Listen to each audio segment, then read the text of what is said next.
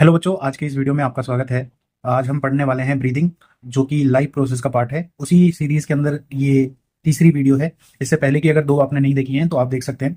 Basically इस video में हम समझेंगे कि ब्रीदिंग और रेस्पिरेशन कैसे इंटर रिलेटेड है, और ब्रीदिंग क्या होता है और रेस्पिरेशन क्या होता है। अगर कंफ्यूजन आज तक आपका रहा होगा तो इस वीडियो के बाद आपको मोस्टली चीजें समझ आने लगेंगी कि कैसे ब्रीदिंग वर्क करता है, कैसे रेस्पिरेशन वर्क करता है, दोनों का डिफरेंस समझ आ जाएगा। इसी में मैं कुछ क्वेश्चंस भी ऐड करके बता दूंगा आपको, और एक क्वेश्चन की एक अलग से वीडियो भी बनाऊंगा बच्चे, जो मोस्ट रिपीटेड क्वेश्चन है, तो आपको वहां से काफी हेल्प मिल जाएगी। तो ब्रीदिंग जो है बेसिकली बच्चों होता क्या है, एक्सचेंज ऑफ गैस होता है। एक्सचेंज ऑफ गैस मतलब O2 जो होती है, ऑक्सीजन जो होती है, वो ब्रीद इन करते हैं, और CO2 जो होती है वो आउट होती है। उसका प्रोसेस जो है बच्चों अभी मैं समझाऊंगा। उससे पहले मैं आपको बता दूं कि दो टाइप की रिएक्शन होती है इसमें बच्चे। पहला होता है इनहेलेशन, दूसरा होता है एक्सहेलेशन। इनहेलेशन में बच्चों होता क्या है कि यहाँ पे हम एयर को इनटेक करते हैं। एयर जो है हमारे बॉडी के अंदर आती है। यहाँ से एक्सहेलेशन के थ्रू ये जो एयर हमने एयर ली थी वो एयर बाहर निकलती है। तो बेसिकली यहाँ पे हमें थोड़ा थोड़ा समझ आने लग गया कि यहाँ पे इनहेलेशन की प्रोसेस में हम लोग इनहेल करते हैं एयर को, और एक्सहेलेशन में रिलीज करते हैं एयर को। अब यहाँ पे हम समझते हैं कि वाई डू वी ब्रीथ, मतलब ब्रीदिंग हो रही है। तो एग्जाम्पल यहाँ पे देखो, एक फ्लो चार्ट छोटा सा बनाया हुआ है मैंने, कि इनहेलेशन जब होता है तो ऑक्सीजन जो होता है उसकी कंसंट्रेशन लंग्स में बढ़ जाती है। तो अगर वो लंग्स में बढ़ गई तो लंग्स के अंदर एल्वोलाई होती हैं, और एल्वोलाई के पास एक नेटवर्क ऑफ ब्लड वेसल्स होती हैं। तो अगर हम बोलें कि ब्लड वेसल के अंदर ऑक्सीजन बढ़ गया तो भी सही बात है। अगर ब्लड के अंदर ऑक्सीजन की लेवल बढ़ गया तो हीमोग्लोबिन के अंदर बेसिकली लेवल बढ़ गया।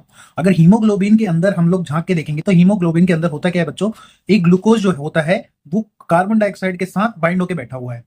लेकिन ग्लूकोज जो है वो कार्बन डाइऑक्साइड के साथ बाइंड होकर कुछ कर नहीं सकता। तो यहां से इनहेलेशन के थ्रू जब ऑक्सीजन आता है, ग्लूकोज ग्लूकोज के ऊपर अटैक करता है, तो ऑक्सीजन जो होता है वो CO2 को रिप्लेस कर देता है और CO2 निकल जाता है। जब इनकी प्रोसेस होती है तो ये एनर्जी बनाते हैं, जिसका प्रोसेस है मैं आगे बताऊंगा आपको। और CO2 जब बाहर निकल जाती है तो फिर दोबारा CO2 पूरी बॉडी से, रेस्ट ऑफ बॉडी से आपके CO2 निकलती है, और ब्लड के थ्रू होते हुए लंग्स के थ्रू एक्सहेलेशन हो जाता है। आपको अब यहाँ पे हमें समझ आ गया होगा कि ब्रीदिंग होती क्यों है। ब्रीदिंग होती है कि हमें एनर्जी की रिक्वायरमेंट है, और एनर्जी की रिक्वायरमेंट हमारी पूरी करेगा ऑक्सीजन। जब वो ऑक्सीजन जाके ग्लूकोज के साथ मिलेगा तभी वो टूटेगा, तभी वो टूटेगा तो एनर्जी बनेगी। ठीक है, तो आगे हम समझते हैं कि रेस्पिरेशन क्या होता है।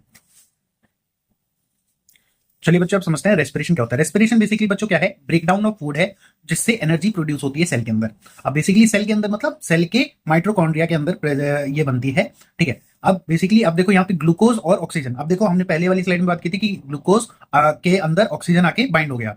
तो ग्लूकोज जो है वो डाइजेशन के थ्रू आया था, डाइजेस्टिव सिस्टम के थ्रू आया था। ऑक्सीजन हमने ब्रीदिंग किया, उससे बना CO2 प्लस वाटर। CO2 जो है वो एक वेस्ट मटेरियल बना है, वाटर जो है वो भी एक वेस्ट मटेरियल बना है। अब यही CO2 जो है वो बाहर निकलता है बच्चों, और उसी में एक एनर्जी भी निकलती है जो हमारी यूजफुल होती है। तो ये बेसिक सा डिफरेंस अगर समझे तो बेसिक सा डिफरेंस क्या है कि ब्रीदिंग और रेस्पिरेशन में पहला प्रोसेस, ये जो प्रोसेस है वो इनहेलेशन एक्सहेलेशन का है, जिससे जो लंग्स के अंदर होती है। और ये वाला प्रोसेस जो है ये ब्रेकिंग डाउन ऑफ ग्लूकोज है, जिससे एनर्जी बनेगी। ये वाला प्रोसेस लंग्स के अंदर होता है, और ये वाला प्रोसेस सारी सेल्स के अंदर होता है। यहाँ वाले प्रोसेस में ये फिजिकल प्रोसेस है और ये केमिकल प्रोसेस है। इसके अंदर एनर्जी नहीं बनती क्योंकि ये फिजिकल प्रोसेस है, और यहाँ पे ये केमिकल प्रोसेस है, इसीलिए इसके अंदर एनर्जी भी बनती है। अब ये जो एनर्जी है वो in the form of ATP बनती है। तो हमें ये बात जानना पड़ेगा कि ATP क्या होता है। तो ATP बेसिकली बच्चों एडोनिसिन ट्राइफॉस्फेट होता है। ये वही मॉलिक्यूल होता है जो माइटोकॉन्ड्रिया के अंदर बनता है, और इसीलिए माइटोकॉन्ड्रिया को power house of the cell बोला जाता है। अब नेक्स्ट स्लाइड में हम बात करेंगे बच्चों कि रेस्पिरेशन कितने टाइप का होता है। चलिए बच्चों, जानते हैं रेस्पिरेशन कितना टाइप का होता है। दो टाइप का बेसिकली होता है, एनोरोबिक और एरोबिक। ठीक है, तो एरोबिक रेस्पिरेशन जो होता है बच्चों, उसके अंदर एरोबिक से मतलब समझ आ रहा है O2 की प्रेजेंस होगी, और एनोरोबिक जो है उसके अंदर O2 नहीं होगा। ठीक है, तो ठीक है, तो अब यहाँ पे थोड़ा सा जान लेते हैं। एरोबिक रेस्पिरेशन में बेसिकली बच्चों होता क्या है कि ये प्रेजेंस ऑफ ऑक्सीजन में होती है। ठीक है, और इसके अंदर ग्लूकोज जो होता है वो ऑक्सीजन की प्रेजेंस में टूटता है। ठीक है, ब्रेकडाउन होता है उसका। अभी होता कैसे वो अभी समझ लेंगे। एनारोबिक रेस्पिरेशन में क्या होता है बच्चों कि अल्कोहलिक फर्मेंटेशन होती है, और ये एब्सेंस ऑफ ऑक्सीजन में होती है। जबकि अल्कोहल फर्मेंटेशन होगी तो बिल्कुल भी ऑक्सीजन की रिक्वायरमेंट नहीं है। वहीं पे लैक्टिक एसिड में लैकनेस ऑफ ऑक्सीजन होता है, मतलब ऑक्सीजन तो होती है, नेग्लिजिबल अमाउंट में प्रेजेंट होती है। अब इसको थोड़ा डिटेल में समझते हैं एरोबिक रेस्पिरेशन को। तो एरोबिक रेस्पिरेशन ऑक्सीजन की प्रेजेंस में हो रही है, तो ये आपकी बॉडी की सेल्स में हो रही है। सेल्स में हो रही है तो ग्लूकोज है जो पायरुवेट के अंदर कन्वर्ट हो जाएगा। तो ग्लूकोज जो होता है 6 कार्बन का मॉलिक्यूल होता है, साइटोप्लाज्म के अंदर प्रेजेंट होता है, और उसके अंदर जब ये पायरुवेट के अंदर प्रेजेंट होता है ऑक्सीजन की प्रेजेंस में, तो ये टूटता है। ठीक है, अब ये 6 कार्बन का मॉलिक्यूल था, 3 कार्बन के मॉलिक्यूल पायरुवेट के अंदर टूट गया। जब ऑक्सीजन की प्रेजेंस और मिलेगी इसको माइटोकॉन्ड्रिया के अंदर, तो ये CO2 H2O और एनर्जी बनाएगा। ये जो एनर्जी होती है बच्चे, ये 36 ATP की होती है, 36 ATP। और ये जो 36 ATP होता है, ये हमारे लिए बहुत इंपॉर्टेंट है। वहीं पे जब ग्लूकोज जब पायरुवेट के अंदर कन्वर्ट होता है, तब भी 2 ATP की एनर्जी बनती है बच्चों। अगर हम देखें इनमें, तो ग्लूकोज और पायरुवेट देखो, 6 C6H12O6 ये ग्लूकोज का फॉर्मूला है, वहीं पे पायरुवेट का फॉर्मूला C3H4O3 होता है। ठीक है, अगर हम देखें कि ग्लूकोज से पायरुवेट बन रहा है, उसकी एक प्रोसेस होती है जिसको हम बोलते हैं ग्लाइकोलिसिस। अब बच्चों जानते हैं कि एब्सेंस ऑफ ऑक्सीजन में अल्कोहलिक फर्मेंटेशन कैसे होती है। तो एब्सेंस ऑफ ऑक्सीजन में बेसिकली बच्चों ये ईस्ट के अंदर ही होता है, और ईस्ट के अंदर एनारोबिक रेस्पिरेशन होता है बच्चों, जिसके अंदर ग्लूकोज जो होता है वो पायरुवेट के अंदर सेम जैसे टूटता था वैसे टूटता है। बट यहाँ पे एक डिफरेंस क्या है, एनारोबिक रेस्पिरेशन, और ये साइटोप्लाज्म में होता है, माइटोकॉन्ड्रिया में नहीं होता। तो अगर आपको डिफरेंस पूछा जाए तो हम लोग डिफरेंस में भी इसको यूज कर सकते हैं, ऐड कर सकते हैं पॉइंट को, कि ये साइटोप्लाज्म में होता है, माइटोकॉन्ड्रिया में नहीं होता एनारोबिक रेस्पिरेशन। इसमें इथेनॉल बनता है प्लस CO2 बनता है प्लस एनर्जी बनती है, वो भी 2 ATP की। वहीं पे जब लैक ऑफ ऑक्सीजन हम देखेंगे, तो लैक ऑफ ऑक्सीजन मतलब लैक्टिक एसिड की फॉर्मेशन होगी। आप इससे भी याद कर सकते हो, lack of oxygen lactic acid formation. तो लैक्टिक एसिड की फॉर्मेशन होगी, एनारोबिक रेस्पिरेशन होगा बेसिकली। और ये स्केलेटल मसल्स मतलब वॉलेंट्री सेल्स के अंदर प्रेजेंट होती हैं बेसिकली। ठीक है, इसके अंदर लिमिटेड सप्लाई होती है ऑक्सीजन की। जब आप एक्सरसाइज वगैरह रेगुलर बेस पे करते हो, तो आपका जो ऑक्सीजन की सप्लाई है वो थोड़ी कम हो जाती है। जब ग्लूकोज इसके टाइम पे, इस टाइम पे जब ग्लूकोज टूटता है पायरुवेट के अंदर, तब ये लैक्टिक एसिड बनाता है, जो कि जिसका फॉर्मूला है C3H6O3। ठीक है, और थोड़ी सी एनर्जी भी निकलती है, लिटिल अमाउंट ऑफ एनर्जी निकलती है, जो 2 ATP की होती है। अब ये जो लैक्टिक एसिड है बच्चों, यही मसल क्रैम्प प्रोवाइड करता है आपको, मतलब मसल क्रैम्प बेसिकली हो जाता है आपको, जो कि एक्युमुलेशन ऑफ लैक्टिक एसिड की वजह से ही होता है। अब बच्चों जानते हैं एक छोटा सा डिफरेंस क्या होता है एरोबिक और एनारोबिक रेस्पिरेशन के अंदर। अब बच्चों एरोबिक रेस्पिरेशन क्या होता है, एरोबिक रेस्पिरेशन नाम से ही समझ आ गया, डिफरेंस लिख रहे हैं, ऑक्सीजन रिक्वायर होती है, एनारोबिक रेस्पिरेशन में ऑक्सीजन रिक्वायर नहीं होती। पहला पॉइंट यहाँ पे वही वाला उठा लिया हमने कि it occur in cytoplasm mitochondria, मतलब ये साइटोप्लाज्म में भी होता है, माइटोकॉन्ड्रिया में भी। एनारोबिक रेस्पिरेशन ओनली साइटोप्लाज्म में होती है बच्चों। दूसरा पॉइंट, कंप्लीट ब्रेकडाउन होता है इसके अंदर ग्लूकोज का, कंप्लीट ब्रेकडाउन आपने देखा था, पूरा जो ग्लूकोज होता है वो टूट जाता है CO2 plus water plus energy के अंदर। वहीं पे एनारोबिक रेस्पिरेशन जो होता है वो इनकम्प्लीट होता है, और इसमें 3 कार्बन का ही मॉलिक्यूल बनता है। ठीक है, इसके अंदर एनर्जी ज्यादा बनती है, 38 ATP की एनर्जी बनती है, और यहाँ पे 8 ATP की एनर्जी बहुत कम बनती है। इसका एंड प्रोडक्ट देखो CO2 प्लस H2 होता है, इसका एंड प्रोडक्ट होता है एल्काइल अल्कोहल और लैक्टिक एसिड। तो यहाँ पे एक डिफरेंस कवर कर लिया हमने, 5 पॉइंट हमने लिख लिए। 5 नंबर में अगर आपका आ जाए तो आप लिख सकते हो, बेसिकली इस चैप्टर से 5 नंबर का क्वेश्चन बनता ही नहीं है, तो ये 3 नंबर में ही आएगा। उसके बाद देखते हैं exchange of gases in plants. तो बेसिकली प्लांट्स में बच्चों क्या है, 2 तरीके से एक्सचेंज ऑफ गैसेस होती हैं। अगर स्टोमेटा है, लीव्स के ऊपर बात करें तो स्टोमेटा प्रेजेंट होता है लीव्स के ऊपर, और जो वुडी स्टेम्स होती है उसके अंदर लेंटिसेल्स प्रेजेंट होते हैं। अब देखोगे आप क्या, कि जो डाइकॉट लीव्स होती है ना, उसके अंदर लोअर साइड पे, लोअर एपिडर्मिस साइड पे जो आपका स्टोमेटा है वो ज्यादा प्रेजेंट होता है। वहीं पे अगर हम बात करें, वहीं मोनोकॉट की बात करें, एग्जांपल के लिए ले लो आप मोनोकॉट को, तो मोनोकॉट के अंदर सेम अमाउंट में वो साइड सेम रहते हैं अमाउंट में। ठीक है, वहीं पे अगर हम दूसरे एग्जांपल ले लेते हैं, जैसे फ्लोटिंग लीव्स हो गए, तो फ्लोटिंग लीव्स में बच्चे क्या होता है, फ्लोटिंग लीव्स में लोअर साइड पे जो होता है स्टोमेटा कम प्रेजेंट होता है, अपर साइड पे जो एपिडर्मिस के प्रेजेंट होता है, वहां पे लीव के अपर साइड के सरफेस के ऊपर ज्यादा प्रेजेंट होता है स्टोमेटा।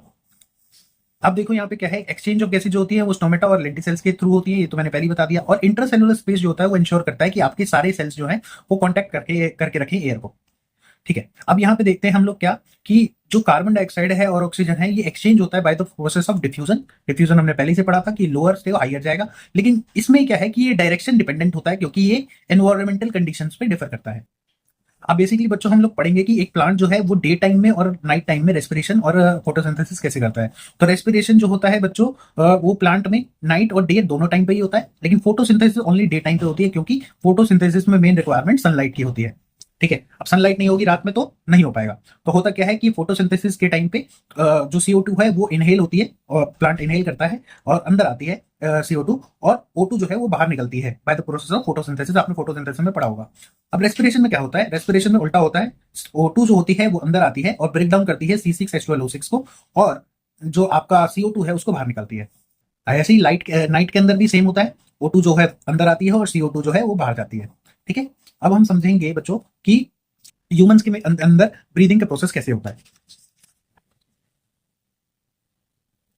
बेसिकली बच्चों यहाँ पे क्या है कि ब्रीदिंग जो है ह्यूमंस के अंदर ऐसे होता है कि ब्रीदिंग अभी हमने पढ़ लिया था, ब्रीदिंग इनहेलेशन एक्सहेलेशन होता है। तो बेसिकली एक नॉर्मल एडल्ट के अंदर 12 से 20 बार ब्रीथ 1 मिनट के अंदर होता है, ठीक है। तो टोटल 12 से 20 बार टोटल अगर अपन लिखना चाहे, average adult have 12 to 20 breath per minute, ठीक है। अगर हम नॉर्मल एक डायग्राम बना के पढ़ें इसको, तो नॉर्मल हम लोग देखेंगे क्या कि यहाँ पे नॉस्ट्रिल्स होती हैं प्रेजेंट, नॉस्ट्रिल्स से एयर जो है वो अंदर जाती है और नेजल पैसेज के थ्रू ये फेरिंग्स लैरिंग्स होते हुए आपके लंग्स में आती हैं, ठीक है। तो यहाँ पे हमने इसका नॉर्मल डायग्राम देख लिया।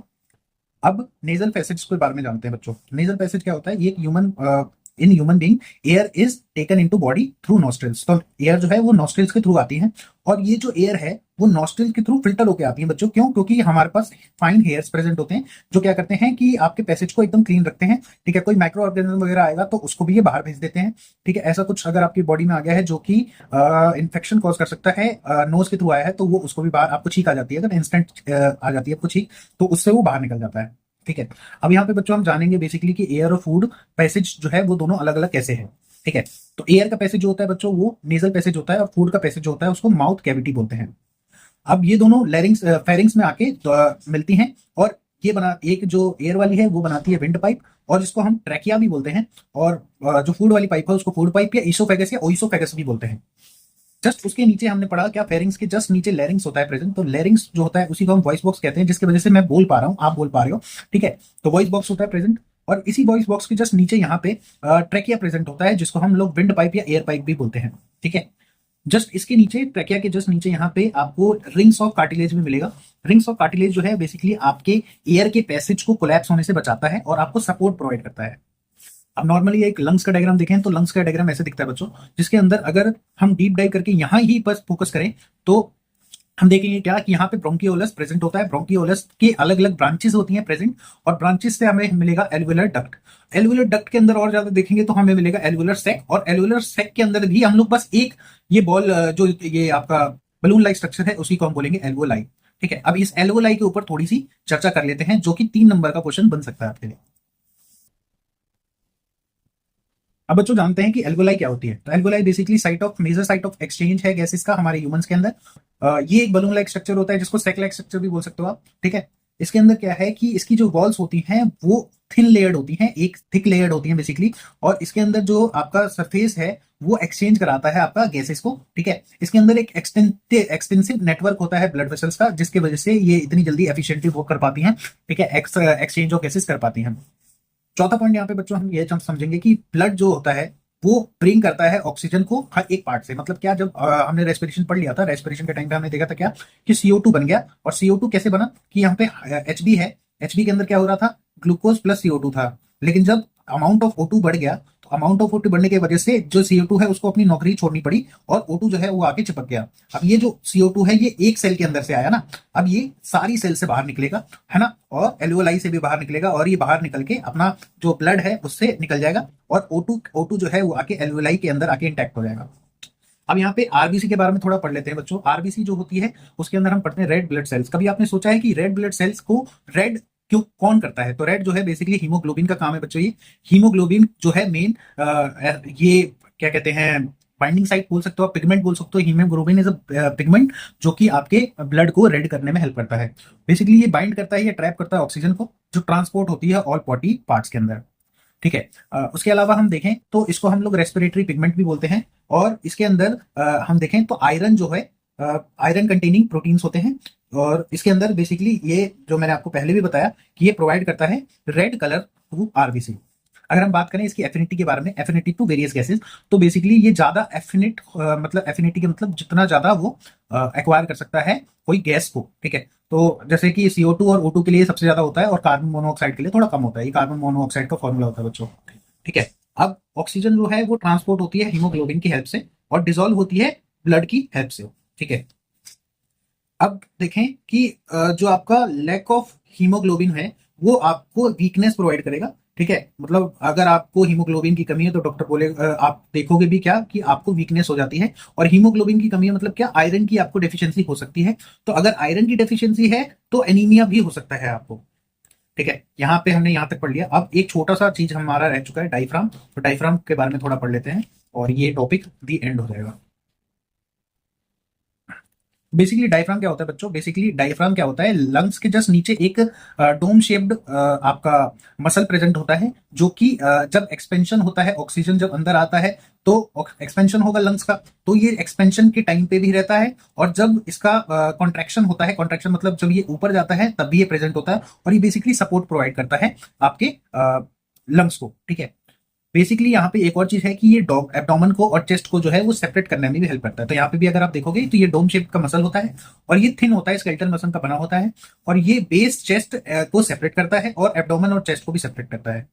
यहीं पे बच्चों एक छोटी सी और चीज है जो इंपॉर्टेंट है एग्जाम पॉइंट ऑफ व्यू से, जिसको बोलते हैं रेजिडुअल वॉल्यूम। तो रेजिडुअल वॉल्यूम जो होता है, रेजिडुअल वॉल्यूम जो होता है, ये वो होता है कि फोर्सफुल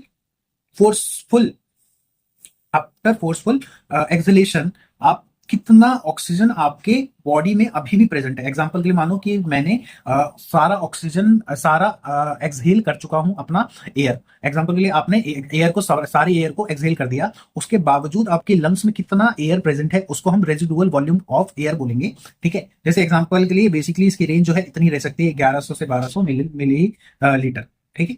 यहां तक हमने समझ लिया। अब नेक्स्ट वीडियो में हम लोग सर्कुलेशन के बारे में बात करेंगे और सर्कुलेशन को ध्यान से पढ़ेंगे बच्चों। Thank you, have a nice day.